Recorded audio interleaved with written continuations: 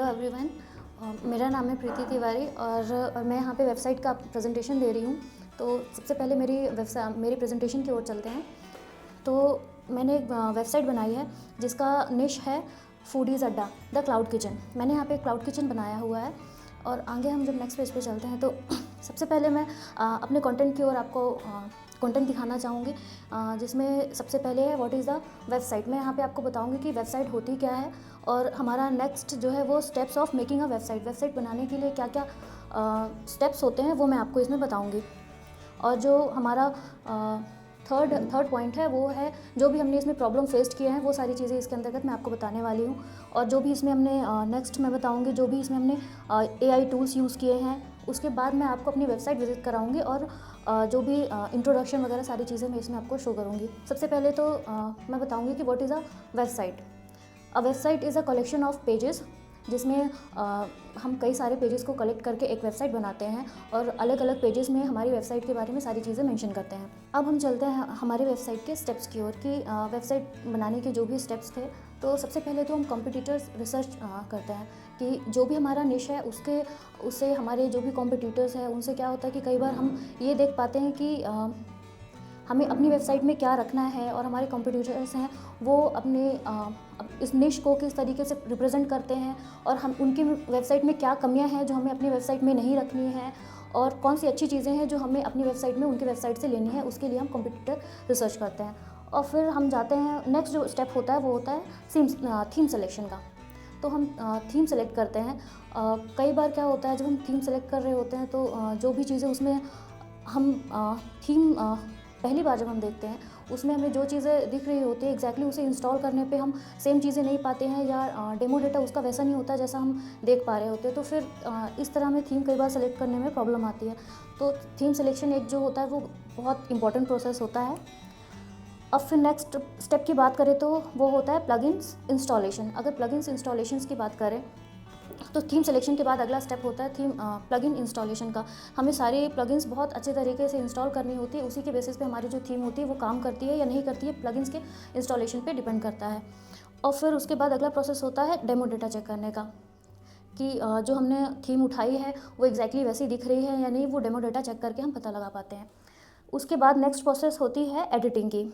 अब जब हमने अपनी थीम सेलेक्ट कर लिया है, हमारा डेमो डेटा भी हमने चेक कर लिया है, उसके बाद हम एडिटिंग की ओर जाते हैं और फिर हम अपनी वेबसाइट में एडिटिंग स्टार्ट कर देते हैं। फिर हमें किस तरह की पिक्चर्स चाहिए, किस तरह हमें अपने वेबसाइट का लुक कैसा रखना है, कौन सी चीज़ कैसे मॉडिफाई करनी है, वो सारी चीज़ें एडिटिंग के थ्रू हम करते हैं। अब फिर नेक्स्ट प्रोसेस होता है लोगो डिज़ाइनिंग का। इसमें क्या होता है जो हमने अपना निश चूज़ किया है, जो भी हमने अपनी वेबसाइट बनाई है उसके लिए हम अपना लोगो डिज़ाइन करते हैं। उसके लिए हम किसी भी ऐप का यूज़ कर सकते हैं। कई सारे AI टूल्स हैं, कई सारे ऐप हैं जिनके थ्रू हम अपना लोगो डिज़ाइन करते हैं। और ये मेरी वेबसाइट का लोगो है जो कि आप देख सकते हैं, फूडीज़ अड्डा द क्लाउड किचन। तो ये मैंने अपनी वेबसाइट में लगाया हुआ है। अब आगे की ओर चलते हैं। अब मैं यहाँ पे इंट्रोडक्शन करवा रही हूँ आपका अपने निश के साथ, जिसका फूडीज़ अड्डा द क्लाउड किचन ये मेरे निश का नाम है। जिसमें मैंने ये डिफरेंट पेजेस क्रिएट किए हुए हैं, होम पेज, अबाउट अस, हमारा मेन्यू और कॉन्टैक्ट अस। तो ये सारे पेजेस हैं जो मैंने हमारी वेबसाइट में बनाए हैं। अब मैं एक बार आपको पहले हमारी वेबसाइट दिखाना चाहूँगी। तो ये है हमारी वेबसाइट फूडीज़ अड्डा और ये है मेरी वेबसाइट का होम पेज। अब इस पे हम आगे चलते हैं। तो इस तरह से इमेजेस यूज़ करके पर्टिकुलर जब आप एक इमेज लगा रहे हैं एक साथ, एक से ज़्यादा इमेजेस आपको एक ही स्क्रीन में ऐड करनी है, तो उसमें आपको सारी इमेजेस के जो फ़ॉन्ट होते हैं, जो साइज़ होते हैं, उन सारी चीज़ों का आपको बहुत अच्छे तरीके से ध्यान रखना है और उनको एक साइज़ के साथ एक लेवल में ला के और सब में एक साथ एक ही तरह के इफ़ेक्ट्स को यूज़ करके आपको उन फ़ोटोज़ को ऐड करना है। ये अब हम नेक्स्ट चलते हैं। और ये जो कंटेंट हमने इसमें ऐड किया हुआ है इसके लिए हम ऐसा नहीं करते कि एक एक जो कंटेंट है उसको हम खुद से लिखते हैं। कई बार हम AI टूल्स का यूज़ करते हैं, उनसे वहाँ पर से हम अपने कंटेंट को ऐड करते हैं और उन कंटेंट्स को यहाँ पे ऐड करते हैं। बस उन चीज़ों का ध्यान रखते हुए कि किसी तरह का कॉपीराइट नहीं होना चाहिए, उसके लिए हम अलग अलग टूल्स का यूज़ करते हैं। जैसे कि मैंने क्विलबॉट का यूज़ करके ये जो भी कंटेंट है इसको अपडेट किया था यहाँ पर। अब इसके आगे जो मैंने रखा है, क्योंकि मेरा जो निश है वो एक क्लाउड किचन है, यहाँ पे हम डिलीवरी करवाते हैं फूड की, तो उसके लिए ये मैंने एक अपने स्क्रीन पे ये जो पिक्चर ऐड की हुई है वो डिलीवरी से रिलेटेड है। इस तरीके से हम अपनी टॉपिक के हिसाब से उस इमेज भी उसी हिसाब से सेलेक्ट करते हैं। ये मैंने अपने होम पेज में एक छोटा सा इंट्रोडक्शन दिया हुआ है अपनी मेन्यू का, जैसे इंडियन, इटालियन और चाइनीज़ फूड जो मैंने रखा हुआ है अपनी वेबसाइट में, तो उसके लिए मैंने यहाँ पे किया। और होम पेज वो पेज होता है जहाँ पे एक बेसिक इंट्रोडक्शन आप अपनी वेबसाइट का देते हैं कि आपकी वेबसाइट में है क्या क्या। तो ऊपर जैसे कि मैंने बताया कि हम फूड डिलीवर करते हैं, तो ऊपर वाला सेक्शन वो था। अब नीचे अगर आप आते हैं तो आप देख सकते हैं कि यहाँ पे मैंने इवेंट्स और कैटरिंग को मेंशन किया हुआ है, क्योंकि हमारी जो वेबसाइट है ये उस चीज़ को भी डिफ़ाइन करती है कि हाँ, हम ऐसे भी ऑर्डर्स लेते हैं जिनमें हम फूड कैटरिंग के इवेंट्स वगैरह भी हैंडल करते हैं। और ये है मेरी वेबसाइट का फुटर, जो हेडर मैं आपको आगे मेंशन करूँगी। ये हमारी वेबसाइट का फुटर है जो कि हम एडिट करते हैं, और ये जो पेज आता है वो हमारी वेबसाइट के जितने भी पेजेस हैं उनके लास्ट में हमेशा ये सारा पेज हमको दिखाई देता है। अब हम चलते हैं मेरे नेक्स्ट पेज अबाउट अस की तरफ। ये है मेरा next page about us. About us क्या होता है, इसमें हम अपनी वेबसाइट के बारे में, हमारी वेबसाइट कब जनरेट की गई, हमारा रेस्टोरेंट या जो भी हमारा निश है वो कब से इस्टेब्लिश हुआ है, ये सारी चीज़ें हम अबाउट अस में मेंशन करते हैं। तो ये हमारी जो प्रोफाइल है उसके बारे में मैंने यहाँ पे डिफ़ाइन किया हुआ है। हमारे जो विज़न है, आप जब कोई भी हम निश चूज़ करते हैं, कोई भी बिज़नेस चूज़ करते हैं, तो हमारा एक विज़न होता है जो कि मेरी वेबसाइट का भी है, ये मैंने यहाँ पे मेंशन किया हुआ है। और आगे हम यहाँ पे मेरे जो मिशन होता है उसको मेंशन करते हैं। सो यहाँ पे ये है। और फिर एज़ यूजुअल जैसे मैंने बताया था कि लास्ट में एक फुटर पेज होता है, तो ये रहा वो पेज। अब हम हमारे नेक्स्ट पेज की ओर चलेंगे। ये है हमारा मेन्यू। अब मेन्यू की ओर चलते हैं। ऑब्वियस सी बात है कि अगर एक रेस्टोरेंट का हमारा बिज़नेस है तो उसमें हम मेन्यू वाला पेज तो रखेंगे ही। तो this is the page of menu, जहाँ पे मैंने अलग अलग तरीके से फ़ोटोज़, ये जो पिक्चर्स हैं इनको हम डाउनलोड करते हैं, पीएनजी फॉर्म में लेते हैं। अगर पीएनजी में नहीं है तो उनको पीएनजी में कन्वर्ट करते हैं।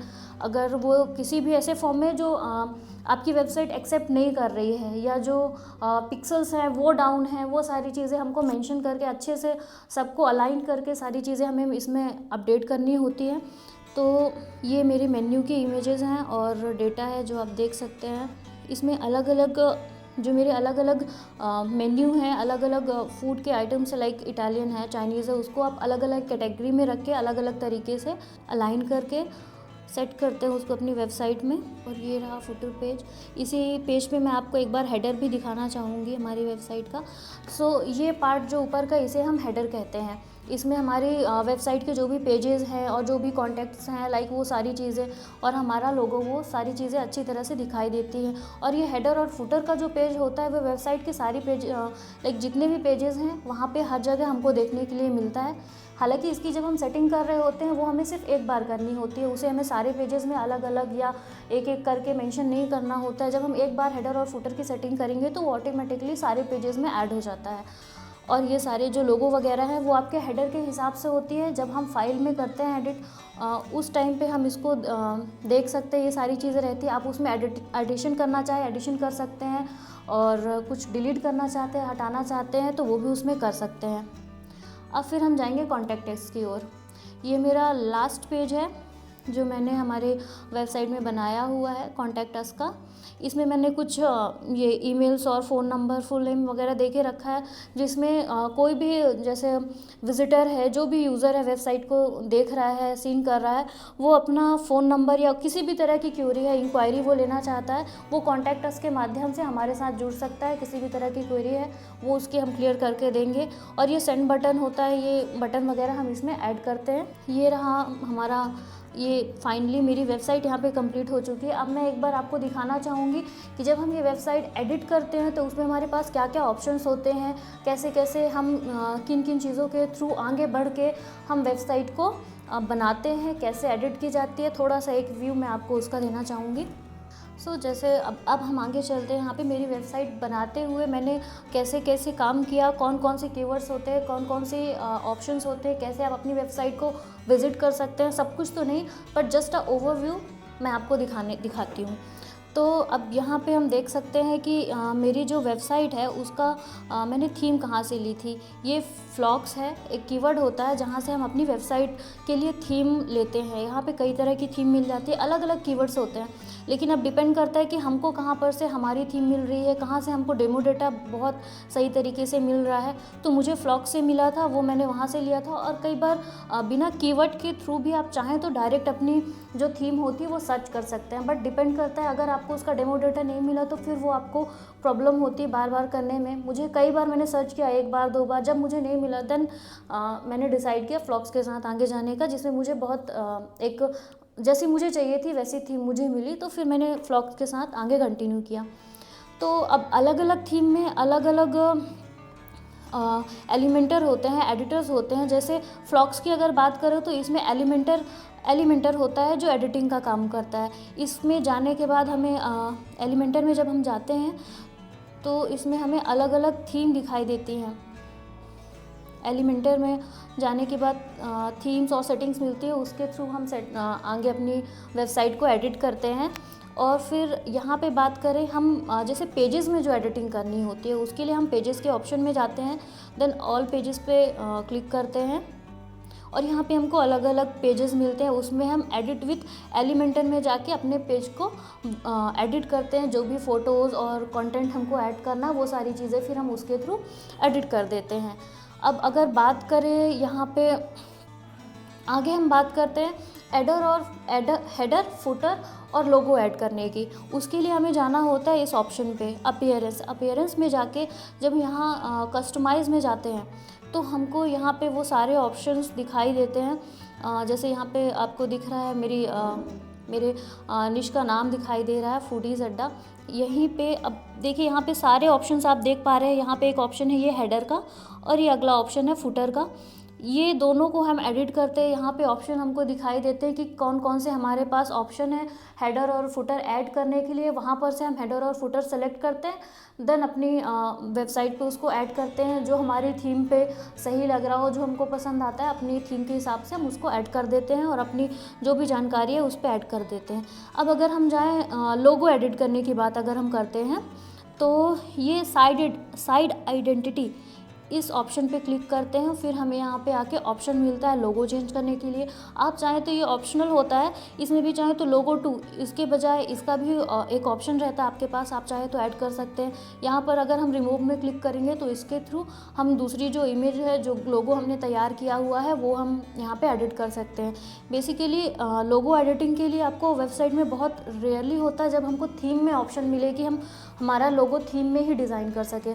मैंने तो इसको डिज़ाइन करने के लिए कैनवा का यूज़ किया था। मल्टीपल ऐप्स आते हैं ऐसे जिनके थ्रू आप अपने लोगो को एडिट कर सकते हैं।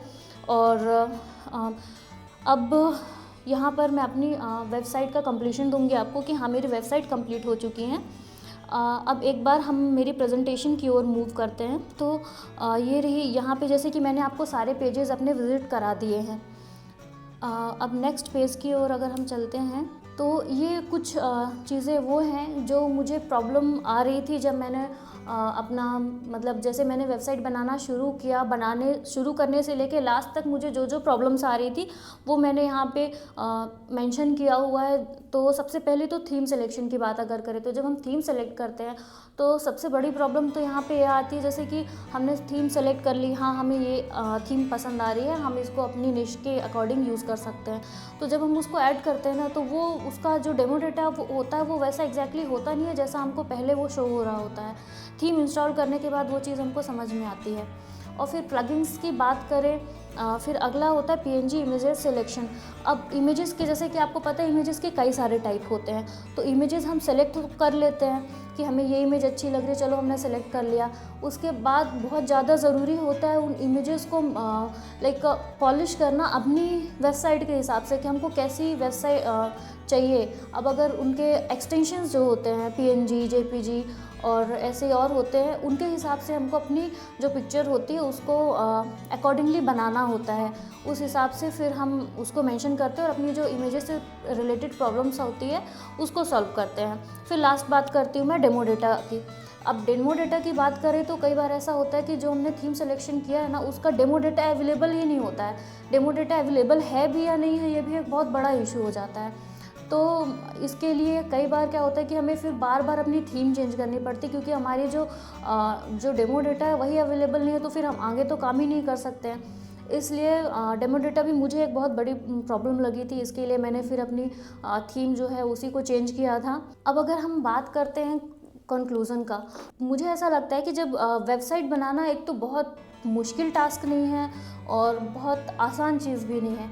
कई सारी प्रॉब्लम्स आएंगी उसको बनाते हुए, करते हुए। अगर आपको एक स्पेसिफिक और एक सही गाइडेंस अगर आपको मिल रहा है तो you can do it very easily. थोड़ी सी प्रॉब्लम्स तो आती हैं, बट हमको अलग अलग चीज़ें, सारी चीज़ें एक्सप्लोर करते हुए हमको करना है। आप थोड़ा सा एफर्ट देंगे तो बहुत ईज़िली बन सकती है।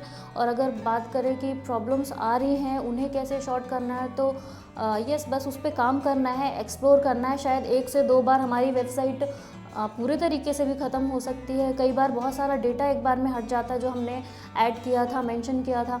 तो उन सारी चीज़ों को आप अपने मेंटर्स के साथ, अपने टीचर्स के साथ बात करके उनको सॉल्व कर सकते हैं। And yes, it's finish. Thank you so much.